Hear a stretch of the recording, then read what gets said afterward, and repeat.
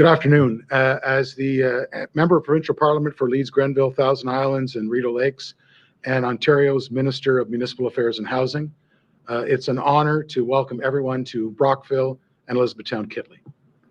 We're honored to have Premier Ford and Ontario's Solicitor General, the Honourable Sylvia Jones, with us. We're also joined by Brockville Mayor Jason Baker and our host mayor, Brant Burrow from Elizabethtown Kittley. We're here to share some great news for our region, and I have some special guests from Eastern Ontario to also recognize. My cabinet colleague, the Honourable Marilee Fullerton, MPPs Goldie Gomari, Jeremy Roberts, and Jim McDonnell. I'd also like to welcome some mayors here today, Mayor Nancy Peckford from the municipality of North Grenville, and Margus Bester from Greater Napanee. And finally, I'd like to welcome Joanne Bezabetz, the CEO of the Royal Ottawa Mental Health Care Centre, Tracy Gunton, Deputy Regional Director of Eastern Regional Institutional Services, Chris Jackal from OPSU, and also Smokey Thomas from OPSU. And I'd like to acknowledge former Senator Bob Runciman. Senator Runciman has always been a big believer in the potential for this facility and its amazing staff to provide female inmates with significant mental health challenges the help that they need. Senator, your efforts helped make today possible, and I'm so very proud to have worked with you on this initiative and with community leaders. It's now my honor to welcome back to the podium and back to our wonderful community for the second time in a week, someone who has been a tireless advocate of Eastern Ontario, Premier Doug Ford. Premier. That's great. Thank you. First of all, thank you so much, Minister Clark, for the warm welcome. And it's great to be back in Brockville. We had a great time last week with the Prime Minister announcing a new 3M factory to make N95 masks. I just told the mayor here, boy, we're showing a lot of love to the folks in this region. So Steve, I have to tell you, you're doing an incredible job, a terrific job for your community, and you're an absolute champion as an Ontario's Municipal Affairs and Housing Minister. So thank you for all the great work you're doing. And today we have more exciting news for you. I'm also thrilled to be here with our all-star Solicitor General, Sylvia Jones. And as you were saying, Minister, Chris Jackal and my good pal, Smokey Thomas, I just saw him when I walked through there from OPSU. You're all doing a great job. Who has been supporting our correctional officers and our all-star Eastern Ontario team. And man, we have a great team here. Minister Dr. Marilee Fullerton, Minister Lisa McLeod, Minister Todd Smith, MPP Daryl Cramp, MPP Jim McDonnell, MPP Jeremy Roberts, and MPP Goldie Gomari. So folks in this region, Eastern Ontario, you are really well represented. They're absolute champions. We also have a number of fantastic mayors here today. Mayor Jason Baker from Brockville, Mayor Brant Burrow from Elizabethtown Kittley, Mayor Nancy Pickford from North Grenville, and my good pal, Mayor Jim Harrison from Quinte West. They're all absolute rock stars, and thank you for your true leadership throughout this pandemic. My friends, I want to take a moment to thank each and every correctional officer and staff member across the province. As Chris can tell you, we have over 6,700 incredible correctional staff who have all been working hard to keep us all safe. I know the last few months have been really, really tough on everyone, especially the correctional services guards. But also, all of you have stepped up to the plate to protect your community. We truly appreciate your dedication and commitment to looking out for us during these difficult times. I want our correctional staff to know that we will always have your backs, and especially the Solicitor General. I can tell you at the cabinet table, there's no one that fights harder for correctional services, folks, than the Solicitor General. And I know the Solicitor General has been working hard to upgrade the corrections system and make sure you have the tools and the resources you need to do your job.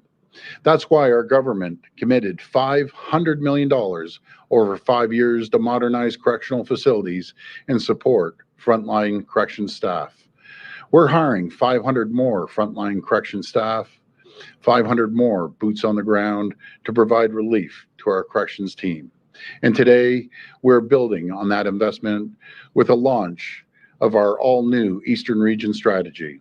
As part of the strategy, our government is building and modernizing 4 correctional facilities right here in Eastern Ontario, including a new correctional facility right here in Brockville and another brand new facility in Kemptville. And I just left Kemptville, great people there.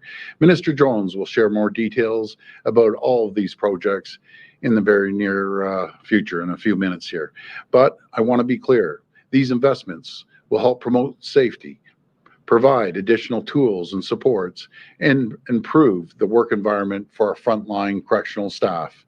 That includes mental health services, improved professional development space, and more training for staff. These 4 projects will also help create jobs right here in Eastern Ontario, both during construction and once the facility is built.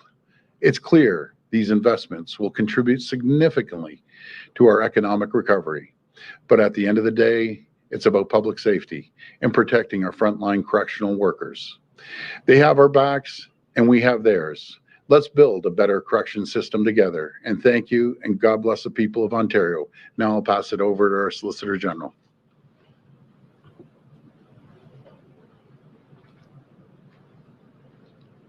Well, thank you, Premier. Our government has been clear in our commitment to public safety and healthy communities.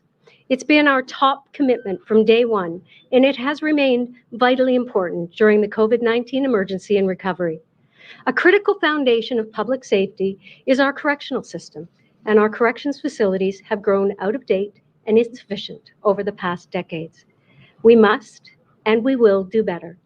Today, our government is turning our vision into action and delivering on our priority commitment to improve correctional services and modernize correctional facilities across Ontario. That is why we are proud to announce the Eastern Region Corrections Infrastructure Strategy. This is an ambitious strategy with big objectives, because anything less would not allow us to bring the correction system forward to where it needs to be for the communities of Eastern Ontario. We will build new facilities to address overcrowding, provide greater capacity for staff training, and deliver improved services and programs for those in our custody. The St. Lawrence Valley Correctional and Treatment Centre, where we are here today, will be expanded with a dedicated unit for female inmates. The centre partners with the Royal Ottawa Hospital, one of Canada's foremost mental health centres, to deliver secure, rehabilitative programs for male inmates with severe mental health issues. And as part of our Eastern strategy, these programs will be available to female inmates also.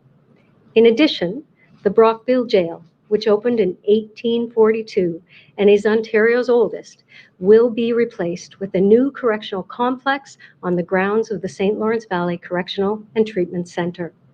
Our government strategy will also centre on the construction of a new Greater Ottawa Correctional Complex in Kemptville on land already owned by the people of Ontario. This new state-of-the-art correctional complex will improve staff safety and ensure these dedicated men and women have the supports they need to perform their duties with confidence. It will feature modern design elements, including risk-classified housing as an alternative to segregation, contemporary programming capabilities, and single-cell occupancy.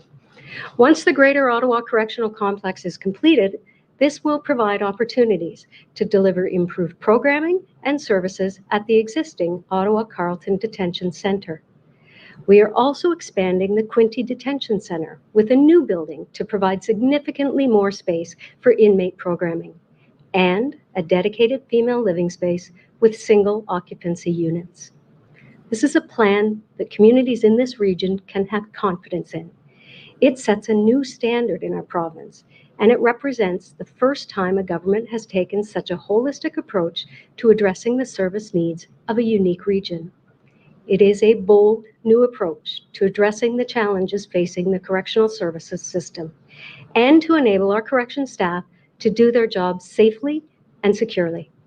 The Eastern Ontario Correctional Infrastructure Strategy will provide a roadmap for rebuilding and modernizing correctional services across Ontario. Thank you. I will now turn it over to the Mayor of Brockville, Jason Baker.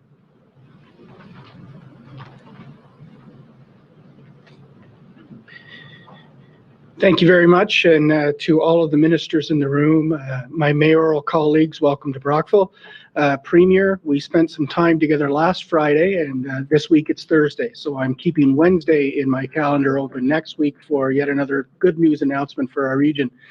And a good news announcement it is. The city of Brockville certainly takes pride in the fact that we are the host of the oldest jail in Ontario, but we will also take pride in having one of the newest jails in Ontario. And I know on behalf of the staff that work at the facility, it will be welcome news to have a brand new facility on these grounds that we stand on today. It is a big day for our region, and not just Brockville, but the Leeds and Grenville region. And I know I can speak on behalf of Mayor Peckford in her good news today as well, that residents of her community will likely be employees in this community, and residents of my community will likely be employees of her, such is the nature of work here in Eastern Ontario. So our thanks on behalf of the city of Brockville to the province for seeing the need to continue to improve our infrastructure. Thank you very much, and I'll hand it over to the Mayor of Elizabethtown-Kittley.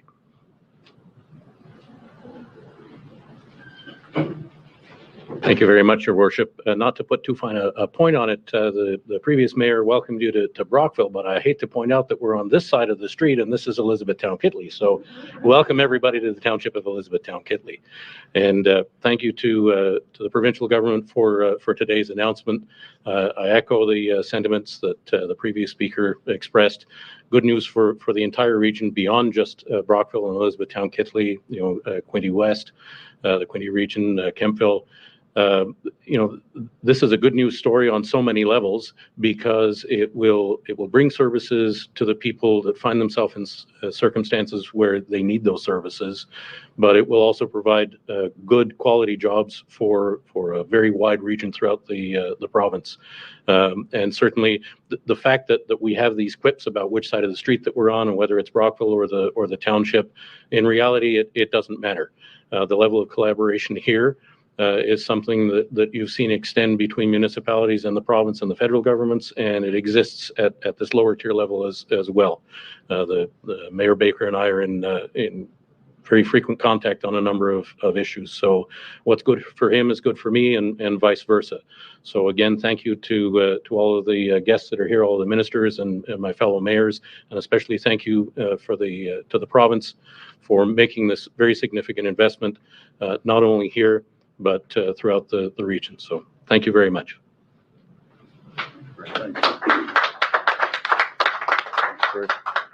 We'll go to the phone line for questions. Just a reminder that it's one question and one follow-up, please. That's great.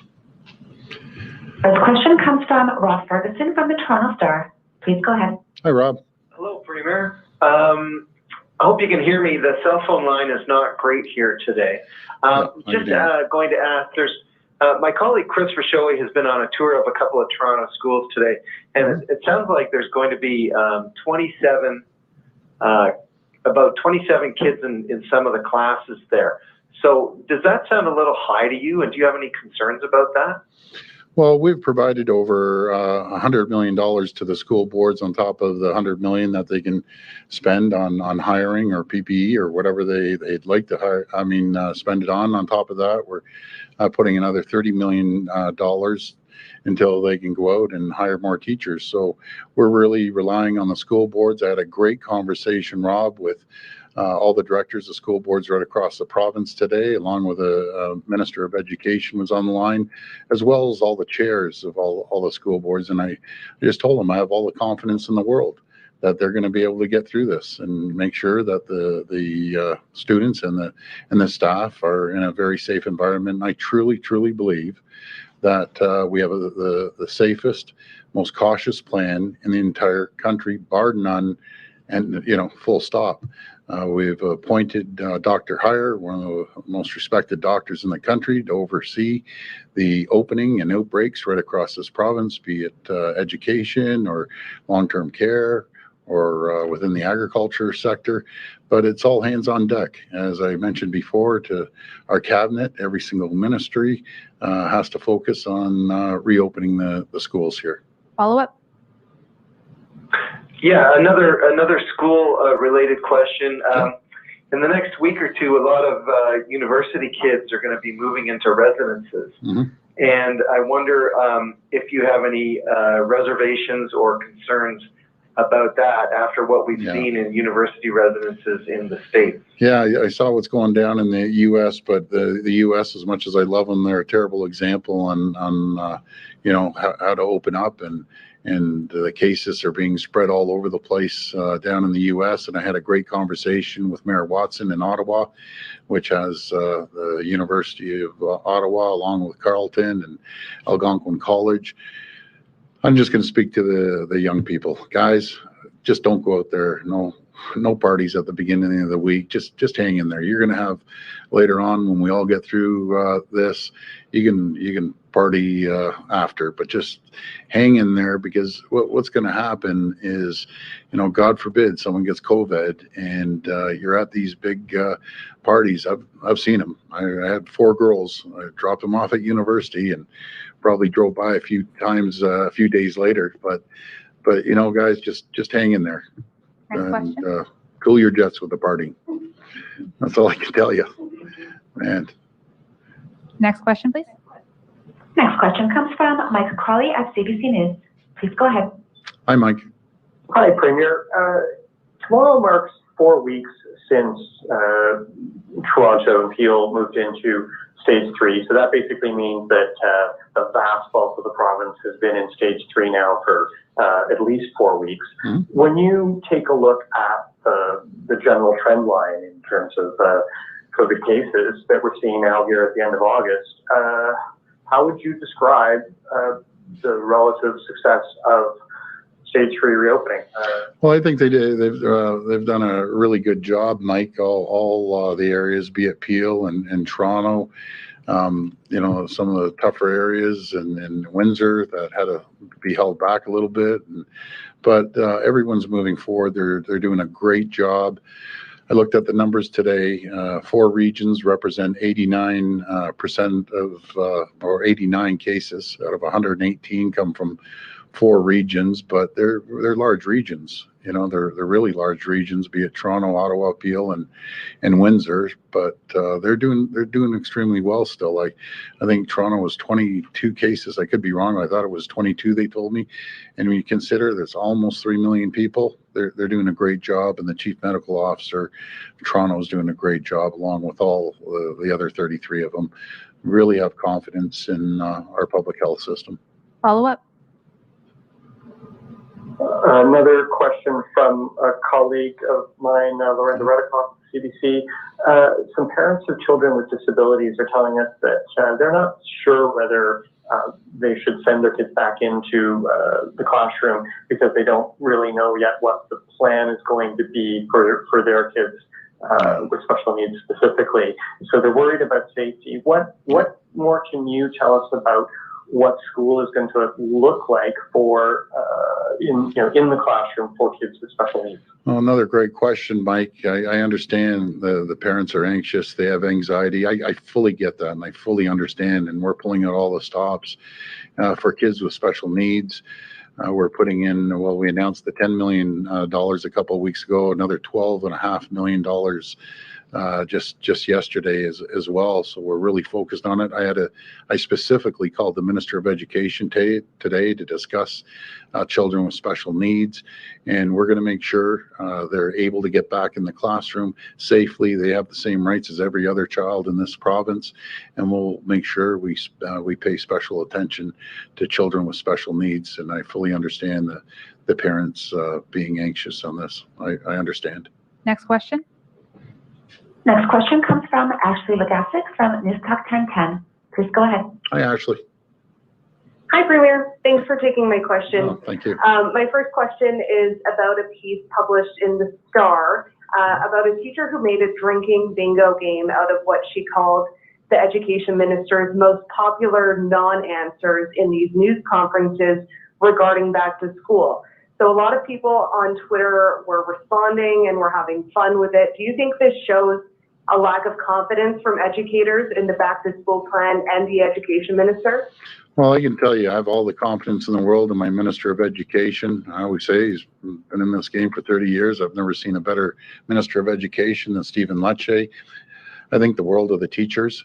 I have all the confidence in the world. The teachers are going to step up like the correctional service officers stepped up, that the grocery clerks stepped up, and the truck drivers stepped up, PSWs, frontline healthcare workers, doctors, and so on and so forth. At the peak of this pandemic, when they were going into long-term care and they had outbreaks, and we all know that story, but they put these patients and the community ahead of themselves.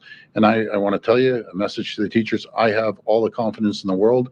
You're going to step up to the plate. You're going to do an incredible job.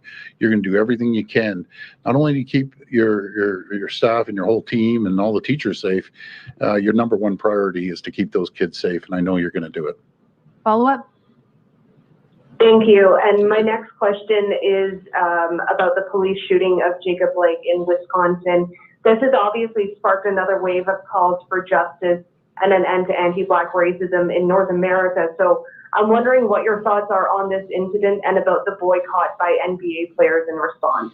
Well, the incident was very unfortunate, but I really don't like comparing anything to the U.S. compared to Canada. No matter if it's our teachers or our police officers, we're something. We take different approaches up here, and I understand there's issues, and we're addressing those issues, and we're putting more training into our police officers as well, and we're going to help everyone right across the board. It's not, in this country, it's not about do you love the police or do you love the Black community. Something you can love both.